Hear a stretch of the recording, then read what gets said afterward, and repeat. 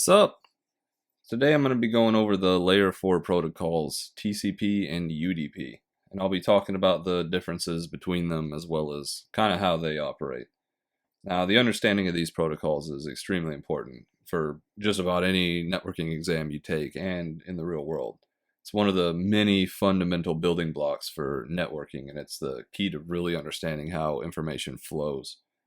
So, these are most likely going to be the only layer 4 protocols that you'll ever care about, but just so you know, they are not the only layer 4 protocols.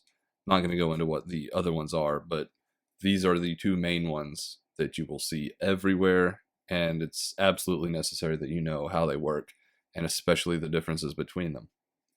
So let's jump into what they do. So both TCP and UDP are responsible for how data is transmitted end to end. Now, when we're talking end-to-end communication, we're basically only concerned about how data is passing directly from one client to the other. And we can kind of draw this. Say you've got your two PCs that are trying to communicate. What end-to-end means is that it is just concerned with the flow of information to and from these PCs. All of the switches and the routers and all the networking equipment in between, we do not care about. That is transparent to TCP and UDP. It's transparent to layer 4. So we are not concerning ourselves with routers or switches, IP addresses, MAC addresses, etc. at this point. This is simply just how data is going to go between two hosts. And I just hit the ruler. So think back to the OSI model, the last video I did, where we were talking about the different layers. So right now we're talking about layer 4. And layer 4 only talks down to layer 3, and it's same layer at the other end. So the only thing it's doing with layer 3 is getting encapsulated into a packet. And remember what these were called at each layer? So layer 4 right now we are dealing with segments, and layer 3 is packets. So I know I just explained what end-to-end communication was, but you can think of it in the OSI model as same layer communication, end-to-end, layer 4 to layer 4. So what is the difference between TCP and UDP? Why do we have two different protocols to be concerned with? When is one going to get used instead of the other? Well, so the answer to when will one be used instead of the other would be it depends, just like everything in technology. Each have their own strengths and their weaknesses. So the situation is really going to determine which one is going to be the best to use. And we can break these differences down into two main categories. It's called reliable or unreliable. Now, officially, it's called connection-oriented or connectionless. And this concept will make more sense once we actually see how data is transmitted using each protocol. We'll see that TCP actually establishes a connection and there's communication between the client and the server, where UDP, in contrast, just basically shits out information and doesn't care. And because of that, we can call TCP the reliable one, or connection-oriented, and UDP the unreliable one, or connection-less. So while there are differences between how the data is transmitted, there's one concept that is shared between the two protocols, and that is the application of port numbers. Now, you may already know what ports are, and both TCP and UDP use them to determine sessions and types of applications and whatnot. But think back to the OSI model again, where session layer, you need to have a socket built between two devices, destination port, as well as a source port number. Now I'm going to dive into the down and dirty of port numbers before I really go into TCP and UDP, just because it's a concept that they both share. And if you're not familiar with what port numbers are or their purpose, it's definitely a need to know. If you already know what they are, you can skip ahead where I actually explain TCP versus UDP, since this is a pretty fundamental topic.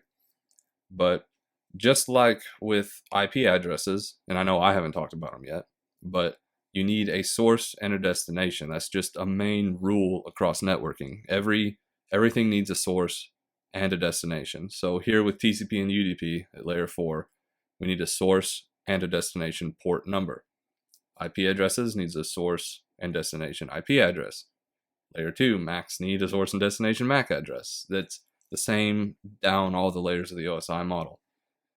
So your destination port at layer 4 is going to be determined by the application being used. There are certain applications that are mapped to certain port numbers. And your source port is going to be basically randomly generated from a range of port numbers. Now, speaking of ranges, there's actually a few ranges that TCP and UDP use, and they kind of serve different purposes. And you may actually have heard these before, but I will break it down. So the first range we have is the one you probably have definitely heard of. It's called the well-known range, or well-known ports. Second one is called the registered ports. And the third one is private. Now this one actually has two different names. It's either private ports or dynamic or ephemeral. Let's see if I can spell this correctly. These all are the same thing for the private. They have three different names. So your well-known ports are going to be port numbers 0 through 1023. And your registered ports are going to be 1024 through 49,151. And your private ports are going to be 49,152 through 65,535. I'll go ahead and erase that real quick. All right. So these are your three ranges that you need to be aware of when you're dealing with port numbers and TCP and UDP.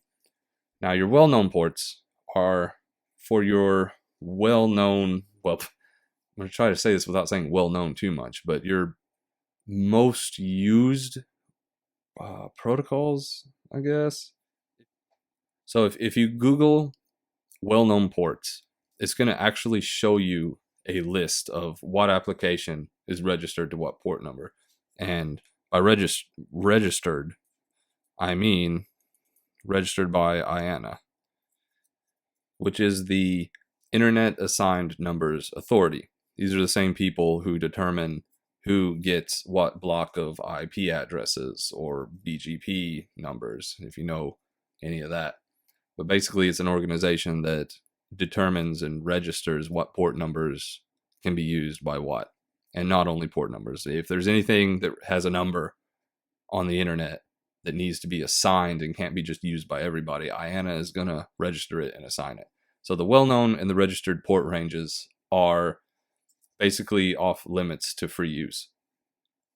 Now, the well-known ports is these are the protocols that are used everywhere on the internet. So like HTTP, FTP, SSH, DNS, all of these you've probably heard of. And these all use a port number that is in the well-known range because they are widely used. And like I said, this range is off limits and has been registered with IANA. Now, the registered port range is basically identical to the well-known range, except for the applications registered here are not as widely known. Try not to say well-known, but so where DNS, HTTP, DHCP, etc. are run everywhere, known by everyone, and are just universally out there. A Steam Rust server isn't really. Not everybody is going to be running a Rust server. Not everybody knows what a Rust server is, but it has a registered port number and it's in the registered range. So the way I like to differentiate between the well-known and the registered ones is I like to think of the well-known as networking devices talking to networking devices, and the registered range being clients talking to servers.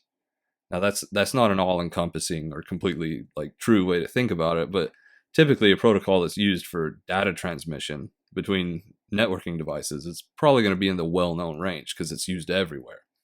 But like Skype and game servers and user applications, they're probably going to be in the registered range if they require a port. They're not as widely used on the internet as the ones in the well-known range. Now, past these two ranges is the private range. Now, these are free to be used by anybody. Like I said before, it's also called the dynamic and the ephemeral range, and they can't be claimed for any one specific purpose. Now, certain applications will select from a kind of a really limited range within the dynamic range, but it's kind of per application is kind of just how they're coded. They're not officially exclusive. So this is the range that your PC will generate your source port from. It's also the reason for being called the dynamic range, because a host will dynamically set up and tear down multiple sessions constantly for communication. And I'll again refer to the netstat command for this. And actually, let's take a look at some netstat output so you can kind of see these port numbers in action here. If we look here, I've already ran the netstat command. So we can see we have our 4 headers up here: the proto or protocol, local address, foreign address, and the state, which we'll get into states later. Now our protocol, you can see all of them say TCP, and our local address, this is the address on our local machine. So for me, my IP, as you can see here, is 10.88.88.100. All of these down here are loopback addresses, so we're not even gonna look at these right now. But you can see our local address and our source port number. All of these here are source ports. And then these are our sessions to our remote address and our destination port. Now, the one thing to notice here is that there are repeating destination ports. And actually, I just noticed that they're named here. I don't remember them being named, but you can see we've got some HTTPS, HTTPS, HTTPS. We have one HTTP down here. These, if you know what protocol goes with what port, you'll know that HTTPS is actually port 443 in the well-known range, and HTTP is port 80, also in the well-known range. So what it looks like Windows is doing is automatically naming the protocol with the well-known port number. That's how well-known these well-known port numbers are. They have names associated with them, applications registered to them. Everybody knows what application is what port number in the well-known range, which is why these are shown by name instead of port number here. Now these, see, we got a few in the registered port range, and if we looked those up, we could see what application corresponds to 5223, 27021, 5228, but I'm not actually going to look those up right now. And then up here we have some ports going to other ports in the dynamic range. So that's the netstat command. So I went a little bit lengthy on the port number explanation, and we haven't even talked about TCP or UDP yet. I mean, this is just for the port numbers that are used with both of these protocols. And the reason I wanted to cover that first is just because it's pretty much the one constant between TCP and UDP. They both use port numbers, but most everything else about them is different. So since we've established port numbers, what they are, the ranges, and a little bit on how they work, we can actually start to dive into TCP. So TCP. Main things you need to know about this is that it is the reliable one, or connection oriented. I know I haven't said what it actually stands for, but it stands for Transmission Control Protocol. And that's really all I'm going to mention about TCP for now until we see how it works, because there's actually a lot more mechanisms. But the main thing you need to know about TCP is that it's reliable, connection oriented, establishes a connection, and the name of it. It's about all you really need to know at this point.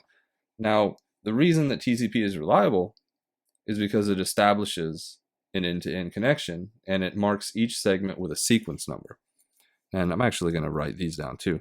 So if you see sequence numbers, that is a TCP function. It'll mark every packet with a number, and if any packet is dropped, it requests retransmission of that packet. That is why it's reliable, and that's how it does error recovery. That is exclusive to TCP. UDP does not do that. And it uses certain messages to set up and tear down a session or connection. And I'm just going to list the ones you should be concerned about. That is the SYN message, a SYN ACK, an ACK, and the FIN. So these are the main messages that TCP sends. SYN stands for synchronization, and ACK, acknowledgement, and FIN, finished. So these messages are used in the initial, what's called the three-way handshake, and also at the end to tear down a session, which is called the four-way handshake. So you've got two different handshakes, one to set up the connection, one to tear it down. One's three-way, one's a four-way. Now this is why it's reliable, because it's actually setting up and it has this two-way communication between the client and the server. Now we've already seen a netstat command. So you've already seen the various states that a TCP session can be in. I think we saw, let's see if we can pull this back up real fast. So I guess I closed my last netstat window, so I have to run the command again. And netstat actually takes a little bit to populate itself, but we can already see here on the right side are states. And we can see we have a few in established, few in closed wait. We were getting more in established, but you kind of get the point. There's different states to a TCP connection. Now another feature of TCP, another important one at least, is called windowing. Now windowing is used to determine what rate data can be sent and not lose any information. So when a TCP session is established, data will begin to flow between the client and the server, and it'll start at kind of a slow rate, and it'll begin to ramp up faster and faster. It'll begin sending more packets between acknowledgements, which we'll get into later. I know I haven't talked about this, but it'll be sending data faster and faster, more packets at once, until they start to drop. And then it'll back off and start to ramp up again until more packets fail.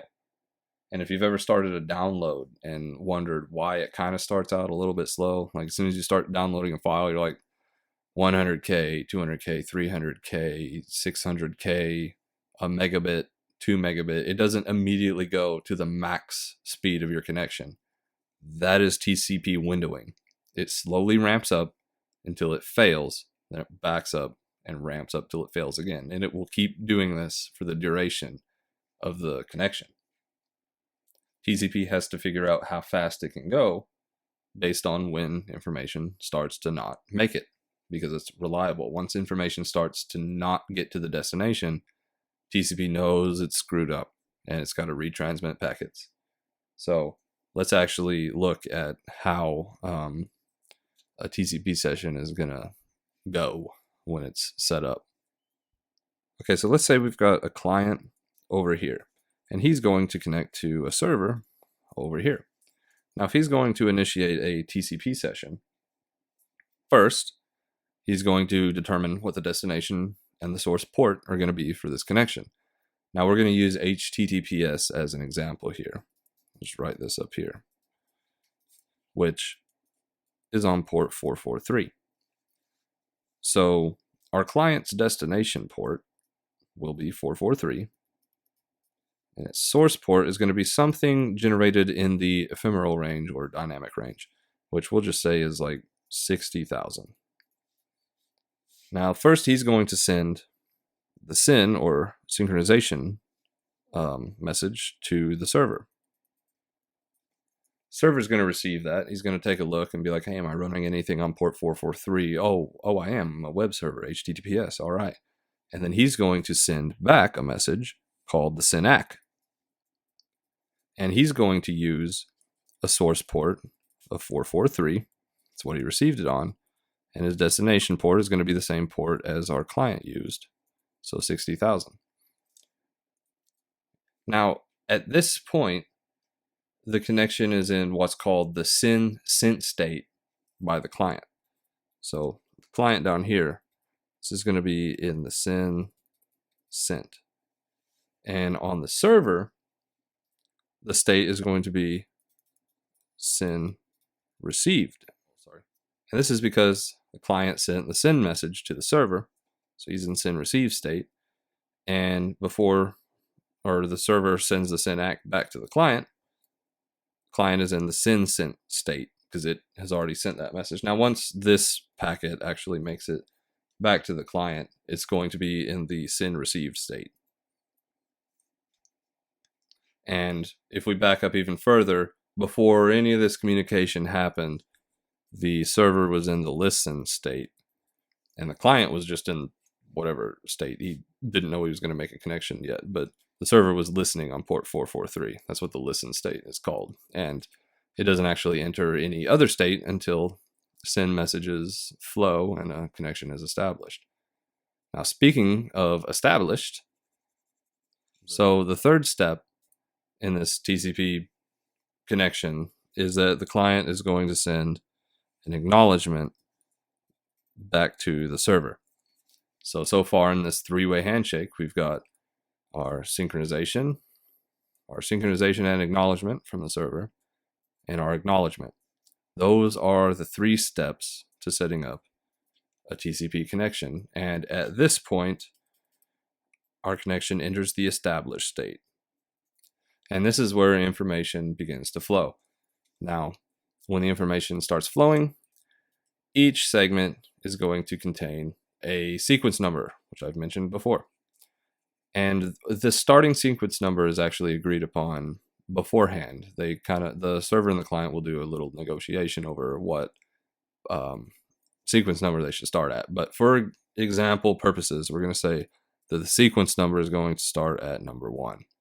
So the server is going to send segments to the client, and it'll send, we'll say, segment 1. And the client is going to send a message back acknowledging receipt of segment 1. And then the server is going to send, we'll say, segments 2 and 3. Client will send back an acknowledgement saying, hey, I got segments 2 and 3. And then the server is going to send, say, 4, 5, 6, and 7. This is kind of a windowing process, like a little demonstration of it. It's going to send more and more packets at once without an acknowledgement to see where it loses. Now, say the client didn't receive segment 6. He's going to request retransmission of segment 6. The server is going to back off his window and transmit, say, segment 6, and then 8 and 9. So he backs off his window. He's not sending 4 at once now, but he's retransmitting segment 6. So this is the error recovery that TCP has built in. Now, once all data has been transmitted and we've finished the whole exchange of a file download or whatever you want to say these two were doing, talking to each other in the first place, we're going to terminate the session using the 4-way handshake. So the client is going to send what's called the fin bit, or not fin bit. Fin bit is marked, but it's a fin message, and fin stands for finished. And the server will acknowledge the fin message with an ACK, or acknowledgement. And then the server is going to do some magic on its end with the existing process before sending a fin bit. So the server is going to kind of tear down it's not going to tear down the entire session, but it's going to let its web server know that, hey, this connection is being terminated, stop whatever it was you were doing. And once that magic is complete, the server will send its own fin bit, I keep saying bit, fin message back to the client. Now, once the client receives this final fin message, it will, again, acknowledge that back to the server. And this is the 4-way handshake. You've got your initial fin bit sent by the client, and then the server is going to acknowledge that and then send its own. And then the client's going to acknowledge that. So basically, you've got one fin and one ACK being sent each direction, 4 in total for the 4-way handshake. Now, once that final fin is acknowledged, your connection is going to enter what is called the time wait state.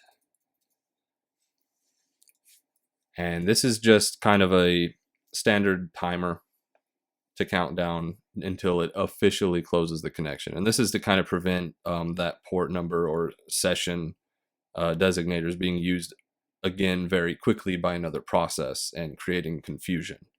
So it has a timer. The maximum is actually 4 minutes, and it will go through that before transitioning into the actual closed state where the connection no longer exists. Now, since we know how TCP works, we can take a look at UDP, which is the unreliable counterpart. And actually, UDP is very simple to understand in contrast with TCP, since it doesn't establish a connection. There's no handshakes, there's no windowing, none of that fancy stuff applies to UDP. So we'll just begin with the basics here again. So first, UDP stands for User Datagram Protocol, and it's classified as connectionless or unreliable. So since it is connectionless, has no error recovery, does not retransmit lost segments, there's no guarantee that the data is actually going to make it to a remote host, and like I said before, it basically just shits out information and hopes for the best.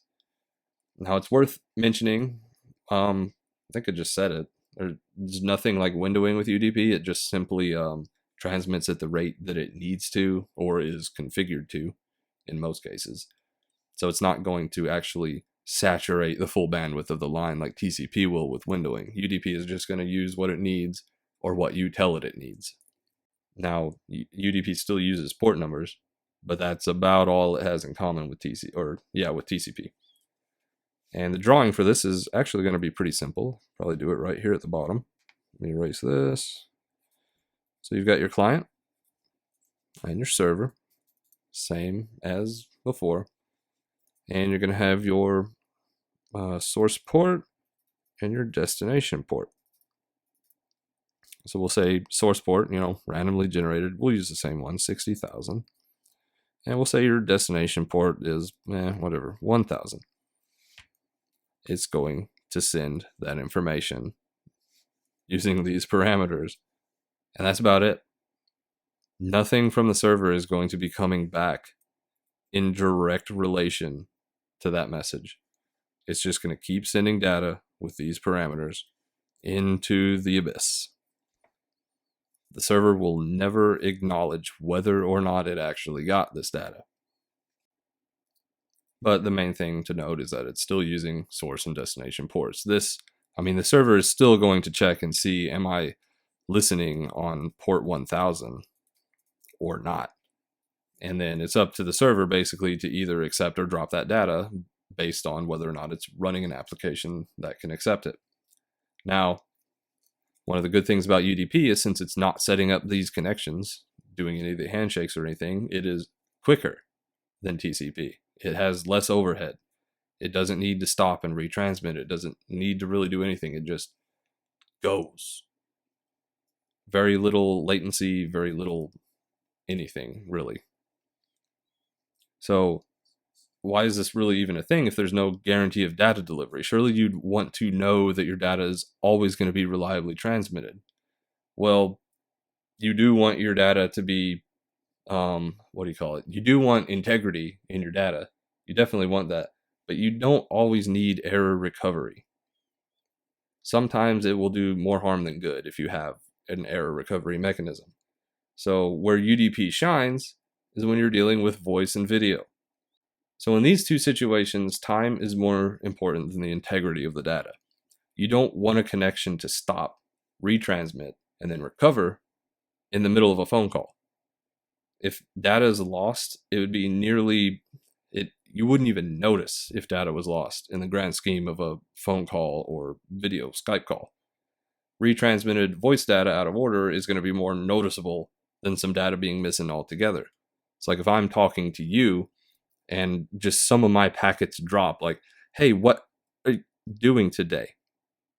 You can still know that I asked you what you were doing today, but if you hear something like, what are you like, you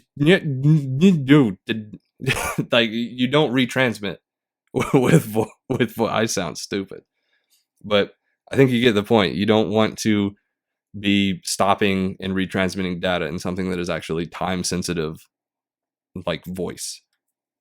And the same goes for video. If you're missing some data for a few pixels, you're not going to notice if they're missing at all. And by the time it gets retransmitted anyway, it's going to be too late to display them. It wouldn't make sense if it displays pixels in a video out of order.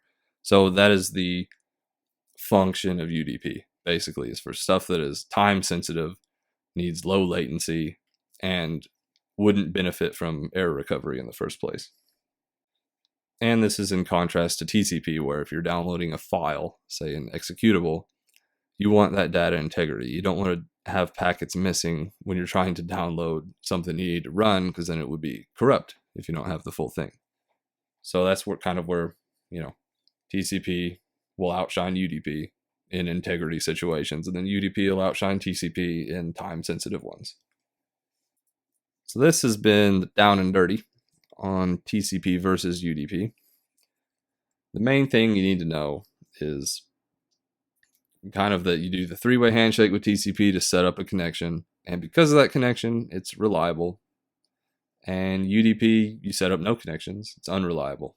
That's basically it. Also, you might need to know how a TCP session is terminated, maybe. But basically, questions that you'll get asked will be something about the SYN, the SYN-ACK, and the ACK bits. But usually, I think it's like which one of these messages is not or is present in a TCP connection. And yeah, there's very limited questions, but it's very important to know how this works, especially the port numbers. Port numbers are often overlooked, but they're going to be very important down the road. Knowing what well-known applications work at what port numbers is very important and useful in daily life, especially if you ever deal with a firewall. So if you take anything away from the port number section, know that you will be seeing them again. But anyways, this was my explanation, and hopefully you got something out of this. And if you liked it, don't forget to like the video, or maybe subscribe if you want to see more. I'm trying to make about one of these a week, trying to get more into the general networking topics. Let me know if I'm doing a good job or not. This is kind of new to me. So hope you enjoyed it, and I hope you have a good day.